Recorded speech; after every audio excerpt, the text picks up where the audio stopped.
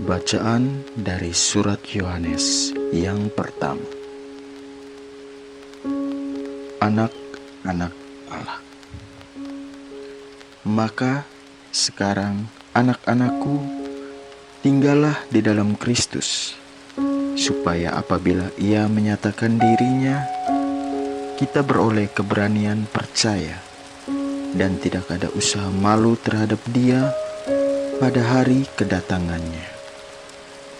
Jikalau kamu tahu bahwa Ia adalah benar, kamu harus tahu juga bahwa setiap orang yang berbuat kebenaran lahir daripadanya. Lihatlah betapa besarnya kasih yang dikaruniakan Bapa kepada kita, sehingga kita disebut anak-anak Allah, dan memang kita adalah anak-anak Allah. Karena itu dunia tidak mengenal kita, sebab dunia tidak mengenal Dia.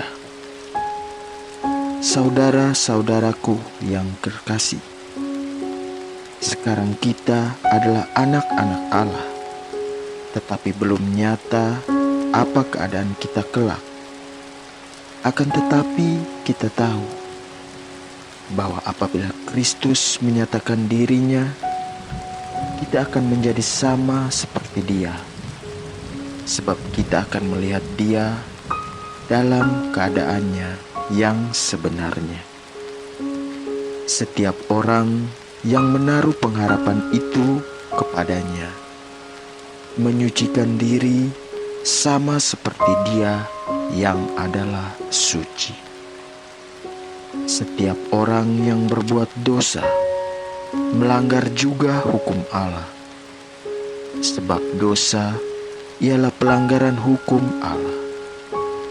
Dan kamu tahu bahwa Ia telah menyatakan dirinya supaya Ia menghapus segala dosa, dan di dalam Dia tidak ada dosa. Karena itu setiap orang yang tetap berada di dalam Dia tidak berbuat dosa lagi, sebab orang yang tetap berbuat dosa tidak melihat dan tidak mengenal Dia. Bacaan dari Mazmur 98. Saat penyelamatan sudah dekat, nyanyikanlah nyanyian baru bagi Tuhan, sebab Ia telah melakukan perbuatan-perbuatan yang ajaib. Keselamatan telah dikerjakan kepadanya oleh tangan kanannya, oleh lengannya yang kudus. Tuhan telah memperkenalkan keselamatan yang daripadanya. Ia telah menyatakan keadilannya di depan mata bangsa-bangsa. Ia mengingat kasih setia dan kesetiaannya terhadap kaum Israel. Segala ujung bumi telah melihat keselamatan yang daripada Allah kita. Bersorak-soralah bagi Tuhan, hai seluruh bumi. Bergembiralah, bersorak-soraklah, dan bermazmurlah. Bermazmurlah bagi Tuhan dengan kecapi dan lagu yang nyaring, dengan nafiri dan sangkakala yang nyaring. Bersorak-soraklah di hadapan Raja, yakni Tuhan. Biarlah gemuruh laut serta isinya, dunia serta yang diam di dalamnya. Biarlah sungai-sungai bertepuk tangan, dan gunung-gunung bersorak-sorai bersama-sama di hadapan Tuhan, sebab Ia datang untuk menghakimi bumi. Ia akan menghakimi dunia dengan keadilan, dan bangsa-bangsa dengan kebenaran.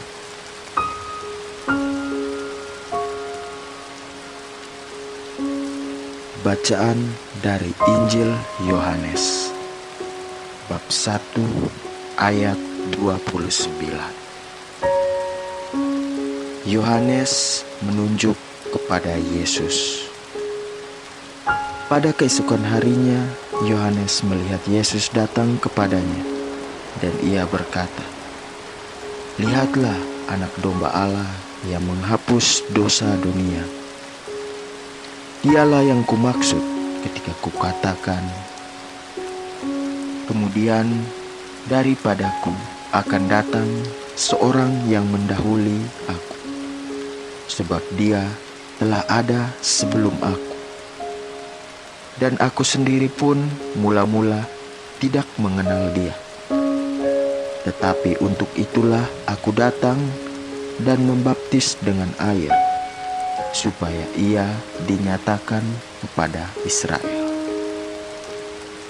Dan Yohanes memberi kesaksian, katanya, "Aku telah melihat Roh turun dari langit seperti merpati, dan ia tinggal di atasnya. Dan aku pun tidak mengenalnya, tetapi dia yang mengutus aku untuk membaptis dengan air telah berfirman kepadaku, jikalau engkau melihat Roh itu turun ke atas seorang dan tinggal di atasnya, dialah itu yang akan membaptis dengan Roh Kudus. Dan aku telah melihatnya dan memberi kesaksian. Ia inilah Anak Allah." Demikianlah Injil Tuhan.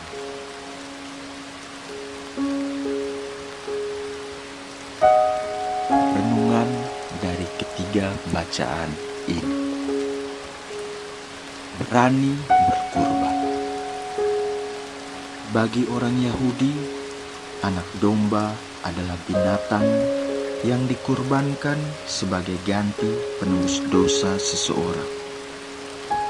Sebagaimana nenek moyang bangsa Yahudi di Mesir dibebaskan dari kematian oleh darah anak domba, demikian juga Yesus hadir ke dunia ini untuk membawa pembebasan bagi manusia. Kematian Yesus di kayu salib telah menyelamatkan seluruh umat manusia dari kematian kekal. Setelah melihat tanda dari Allah, Yohanes memberi kesaksian bahwa Yesus adalah Anak Allah yang datang untuk menebus dosa manusia. Ia pun menjamin bahwa kesaksiannya itu benar. Ia tidak khawatir kalau pengikutnya beralih kepada Yesus, karena ia menyadari bahwa Yesus jauh lebih besar daripadanya.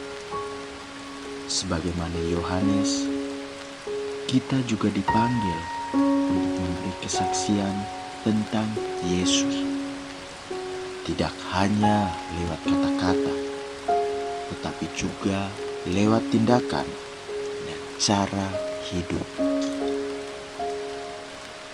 Yesus telah mengorbankan dirinya agar kita selamat. Maka kita juga diundang untuk berani berkurban demi sesama. Pengorbanan bisa kita lakukan dengan menolong ataupun memberikan waktu dan perhatian kita untuk hadir bagi sesama, dan banyak hal lain yang dapat kita lakukan sebagai bentuk pengorbanan diri kita bagi sesama yang kita lakukan demi Tuhan kita, Yesus Kristus. Renungan diambil dari buku renungan harian Sabda Kehidupan.